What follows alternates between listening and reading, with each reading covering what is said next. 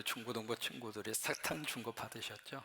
그 사탕을 보시면 뒤에다가 뭐라고 썼느냐면 달달한 하루 되세요. 우리 중고등부 친구들이 달달하게 해줘서 너무 고마워서 우리 중고등부 친구들 잘 되라고 박수 한번 해주세요. 여러분 끝나고 가실 때 나가시면서 계란을 드리게 될 터인데, 해마다 부활주일 될 때마다 우리 안명기 집사님, 김선숙 집사님도 이번에 사청에 계시는데 그 대라 유통이라고 하는 큰 그 계란 유통업, 아마 우리 전라북도 우리 뭐 전국적으로도 손꼽을 정도로 큰 유통업을 하시는데, 해마다 부활절이 되면 계란을 주세요. 그래서 금년에도 다가오면서 언제 주시려나 그랬더니 어김없이 계란을 주셔가지고 너무너무 고마운데, 여러분 감사한 마음으로 박수 한번 해주세요. 고맙습니다. 왜 한복을 입었느냐고 물으신다면, 오늘이 부활주일이어서 또 어느 분이 감동을 받고 또 하나 해주셔서 기쁜 마음으로 그리고 입고 왔습니다. 저만 입어서 미안합니다. 여러분의 설교 제목을 보시면은 부활은 부활인데 그 앞에 뭐가 붙어 있습니다. 지금 어디에서, 여기에서 뭘 해요? 부활하자, 그 말이에요. 그때 거기에서의 부활이 있었습니다. 그것이 바로 역사적 과거의 사건이죠. 2000년 전에 바로 예루살렘의 바로 그 갈보리 언덕. 여러분 지금도 가서 보시면은 그 위에 교회가 하나 세워져 있고요. 그 교회 이름이 성묘교회입니다. 거기 안으로 들어가서 보시면 예수님이 십자가에 달리셨던 바로 그 홀, 그 구멍이 기념으로 남아있고, 거기서 조금 나오셔서 좌측으로 들어가시면은 거기에 무덤이 하나 있어요. 그게 바로 아리마다 요셉이 파놓은, 이 이스라엘 사람들은 굴을 파서 묘지를 만드니까 그 굴로 판 묘지가 있는데, 그 무덤을 딱 들어가서 보면 시신이 있을까요? 없을까요? 대답도 안 하죠. 시신이 없죠. 부활하셨으니까. 그러니까 그때 거기에서의 부활이 있었어요. 믿으시면 아멘. 이게 역사적 과거적인 부활입니다. 근데 그것으로 부활이 끝나지 않습니다. 언젠가 예수 그리스도가 다시 오시면 우리도 부활합니다. 이것이 바로 미래적인 부활이에요. 어제 우리가 36일 동안 새벽에도 총진군을 마치고 마지막 새벽 예배를 나포에 있는 부활 동산에 가서 그 예배를 들으면서 너무 저 행복했습니다. 여러분은 어떠셨는지 모르겠어요. 너무 행복해서 설교를 3시간 하려고 그러다가 너무 행복했어요. 그 예배를 드리면서. 첫째는 상상 이상으로 많은 분들이 부활동산에 오셔서 너무 감사했고, 또 하나 예배를 이렇게 드리는 가운데 저쪽 동쪽에서 산 바로 위에 햇볕이 탁 이렇게 쬐면서 말이죠, 그 햇볕이 십자가를 비춰주는 거예요. 그리고 십자가를 비춰주고 우리 성도들을 쫙 비춰주는 모습을 보면서 하나님이 이 예배를 받으시는구나, 그 감동이 가슴으로 확 밀려와서 너무너무 행복했고, 또 하나는 여러분 그 부활 동산에 그 생각을 했어요. 참 우리가 거기 들어가면 심심하지는 않겠구나. 왜냐면 아는 사람이 다 여기저기 다 어쨌든 앞서거니 뒤서거니 하면서 그 동산에 와 계실 거니까. 근데 중요한 것은 그것으로 우리 삶의 모든 것이 끝나지 않는다고 하는 거예요. 무덤을 남기는 곳으로 끝나지 않아요. 아멘. 묘지 하나 남기는 곳으로 인생의 흔적이 끝나지 않아요. 때가 되면 예수님이 재림하시는 그날, 예수님이 재림하시는 그날 무덤문이 열릴 줄로 믿습니다. 무덤문이 열릴 줄로 믿습니다. 그것이 바로 미래적인 부활이에요. 근데 세 번째로 또 하나의 중요한 부활이 있습니다. 바로 지금 오늘 부활절 예배를 드리면서 이 시간 예배하며 부활하시기를 바랍니다. 부활하시기를 바랍니다. 그리고 어디에서? 여기에서. 이것이 바로 현재적인 부활이에요.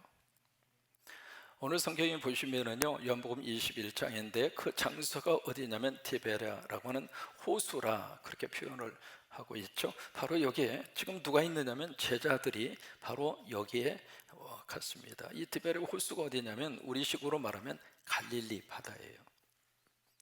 그래서 여기 제자들이 갈릴리 바다로 갔습니다. 갔는데 바로 그 현장에 누가 지금 나타나셨느냐면 부활하신 예수님이 나타나셨어요.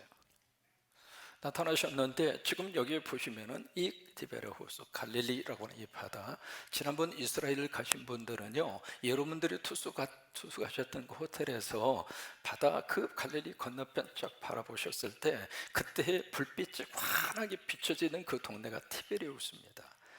그것이 바로 이스라엘식 발음이 디베랴예요. 바로 그 이름을 따서 디베랴 호수. 또 이제 이 그곳을 가리켜서 우리가 갈릴리 바다라, 이 바다와 호수는 이스라엘 사람들 개념으로서는 단어가 하나예요. 그래서 그 단어를 호수라고 하기도 하고 바다라고 부르기도 하고 그래요. 바로 이곳에 지금 제자들이 갔는데, 제자들이 2절에 보시면은 7명이 그 제자들이 갈릴리 바다로 갑니다. 가장 먼저 등장하는 사람이 베드로예요.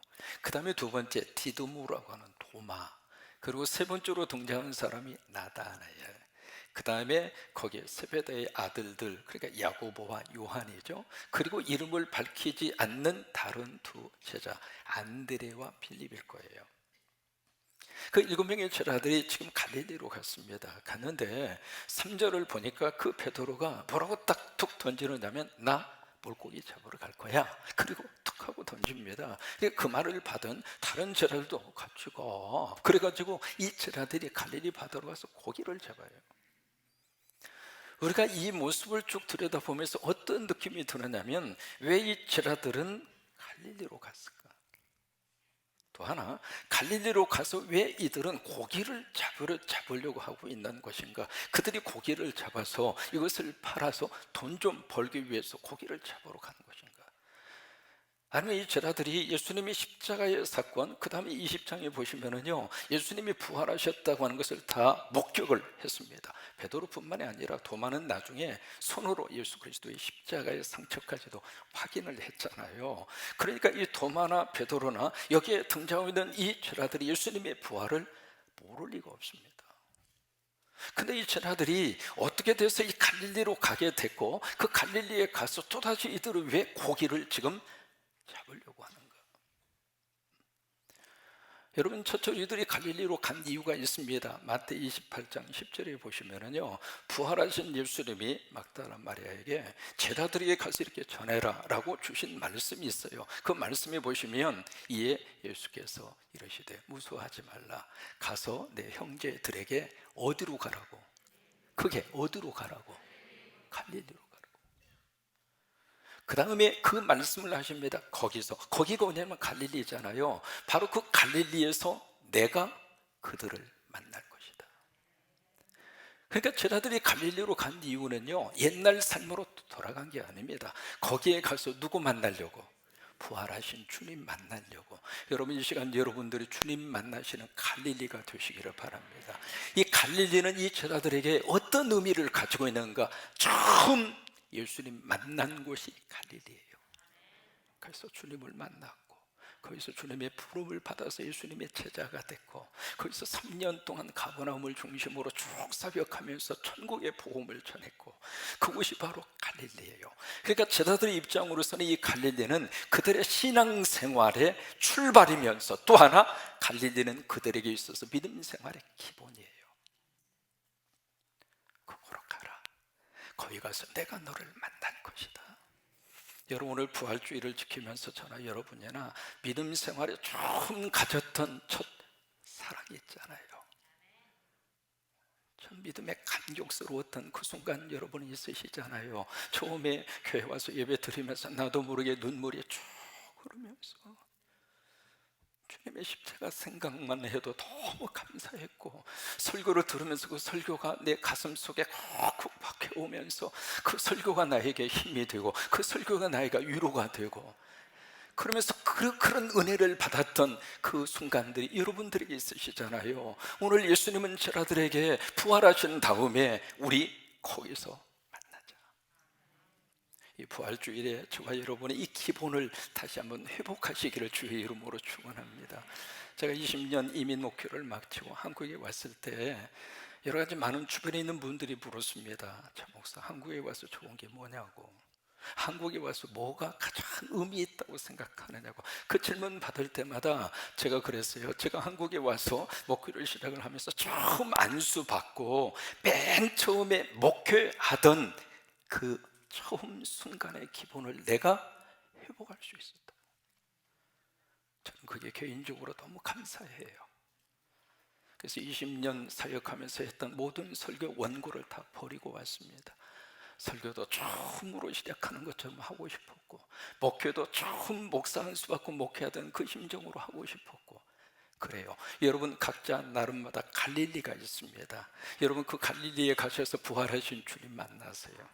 처음에 가졌던 믿음의 그 첫사랑과 그 순수함과 설레임이 있었던 그 갈릴리, 거기서 오늘 부활하신 주님을 다시 한번 만날 수 있게 되기를 바랍니다. 그래서 이 제자들이 그래서 갈릴리로 간 거예요. 가서 그들이 왜 고기를 잡으러 나갔을까? 고기 잡아서 팔아서 돈 벌기 위해서 간 것이 아니라 고기 잡아서 먹고 힘을 내서 부활하신 주님 만나려고. 그래서 가서 고기를 잡으러 갔는데, 여기 3절에 보시면 밤새도록 그물을 던졌는데 한 마리도 잡지를 못한 거예요. 그 상황 속에 있는데 지금 이제 동이 서서히 트기 시작합니다. 해가 지금 나오기 시작하죠. 그 즈음에 지금 이 제자들이 왜 밤에 갈릴리에서 고기를 잡았을까? 그게 낮에는 더워서 이 수온이 올라갑니다. 올라가면 물고기들이 전부 다 시원한 곳으로 다 도망가요. 그러니까 이 낮에 그물을 아무리 던져도 고기가 없으니까 못 잡아요. 그래서 밤에 잡는 거예요. 밤이 되면 기온이 좀 떨어지고 수온이 좀 떨어지니까 고기들이 깊은 곳에 있다가 위로 올라오는 거예요. 그때 그물을 던져서 고기를 잡거든요. 그러니까 밤이 새도록 제자들이 그물을 했는데 한 마리도 잡지를 못하는 거예요.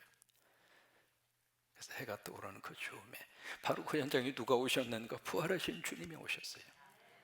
오셨는데 예수님이 저기에 딱 서 있는데 제자들이 그분이 부활하신 예수님이라고 하는 사실을 못 알아봐요. 지금 거리가 어느 정도 떨어져 있을까? 오늘 성경에 50척이라고 하는 단어가 나옵니다. 그게 이스라엘의 계산법은 200규빗입니다. 우리 계산으로 말하면 90m입니다. 지금 90m 떨어진 곳에 예수님이 계시는데 이 배 안에서 그 예수님을 보면서 그분이 부활하신 예수님이라고 하는 사실을 못 알아봐요. 근데 90m 떨어져 있는 곳에 있는 분이 지금 제자들에게 질문을 던집니다. 얘들아. 여러분이 얘들아라는 것은 영어로 말하면 my boys, 내 친구들아 그 말이에요. 그러면서 묻는 말이 너희들에게 고기가 있느냐? 우리말 번역에는 긍정적으로 물었습니다만은 원문에 보시면 너희 고기 없지? 그 말이에요. 제자들이 대답하죠. 없습니다. 그 다음에 예수님이 하시는 말씀이 너희들의 그물을 배 어디다 던져라? 오른편에 던져라. 그리하면 잡으리라. 그 말을 들은 이 제자들이 여러분 상식적으로 생각을 하면은요, 그렇게 수십 번 던진 그 그물에 어떻게 고기 한 마리도 없냐고. 오다 가다가 길을 잃어버린 고기 한 마리 정도는 들을 수 있잖아요. 저 깊은 곳에 있다가 엄마 말씀 안 듣고 몰래 외출 나온 불량 고기 한 마리 정도는 그물에 걸릴 수 있잖아요. 근데 어떻게 걸리지가 않느냐고요. 여러분 그 바로 사실이 제자들에게 있어서는 이룰 수가 없는데, 도저히 이해할 수 없는 그 사건이 그들 앞에 지금 펼쳐져 있잖아요. 그런데 새벽녘이 돼서 이제는 고기들이 전부 다 깊은 데로 들어가는 시간인데, 그 시간에 멀리 떨어져 있는 분이 고기 있니? 없어요. 그래? 그러면 오른편에 던져. 그러면 잡을 거야.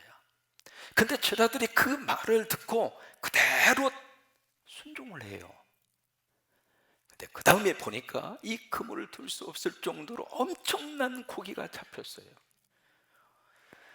여러분 이 사실을 지금 이 내용을 쓰고 있는 사람이 누구냐면, 여기에 이제 예수께 사랑받은 그 제자예요. 그 제자가 바로 요한이잖아요. 요한이 이것을 지금 쓰고 있는 겁니다. 그 현장에 요한이 있었습니다. 그러면서 이 모든 것을 보면서 요한의 마음속에 지금 뭐가 생각이 나느냐면 표적이에요. 이 표적을 보면서 요한의 마음속에 이분은 부활하신 주님이구나. 예수 그리스도 외에는 이런 사건을 우리에게 주시는 분은 없다는 거예요. 여러분 부활하신 주님 때문에 우리 인생 가운데 이런 기적이 있기를 축복합니다. 말도 안 되는 일들이 말이 되는 현실로 드러난 거예요. 그 현실의 사건을 보면서 이것은 하나님의 아들 예수 그리스도만이 할 수 있는 표적이구나. 요한이 그것을 깨달은 거죠. 그래서 그것을 깨달은 다음에, 그래서 이제 여기에 예수께 사랑받은 그 제자, 본인의 이름을 밝히지 않습니다. 익명으로 처리합니다. 요한은 끝까지 자신의 이름을 기록하지 않습니다. 여러분, 예수께 사랑받은 그 제자가 바로 여러분이 되십시오. 크게 아멘. 예수님으로부터 사랑받고 사십시오. 주님으로부터 끔찍한 사랑을 받고 누리고 사십시오. 요한은 그랬습니다. 그래서 이 제자가 이 표적을 일으킬 수 있는 분은 부활하신 주님이구나. 그러니까 요한이 베드로에게 한마디 합니다. 주님이시다. 그게 요한이 했던 예수 그리스도에 대한 믿음의 고백이에요. 부활하신 주님이구나. 그 말을 듣고 이 베드로가요, 옷을 벗고 작업을 하다가 이 베드로가 옷을 입고 바다로 어떻게 해요? 뛰어 들어가요. 베드로는 바다에 뛰어 들어가는 선수입니다. 예수님 물 위에 걸어서 딱 오실 때에 나를 명하여 바다 위로 걷게 하소서. 그러니까 베드로는 바다가 무섭지 않는 사람이에요. 하도 갈릴리에서 수영도 많이 하고. 저 같은 사람은 물속에 들어가면 안 나옵니다.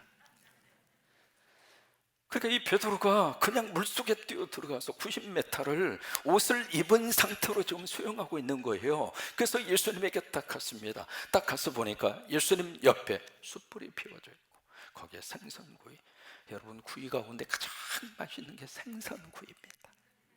노릇노릇하게 이렇게 구워서 숯불 냄새가 거기에 딱 배어가지고, 그때 구운 생선구이 한 입 톡 찍어서 하얀 쌀밥 위에다가 얹어가지고 먹으면 끝내주게 맛있는 게 숯불구이잖아요.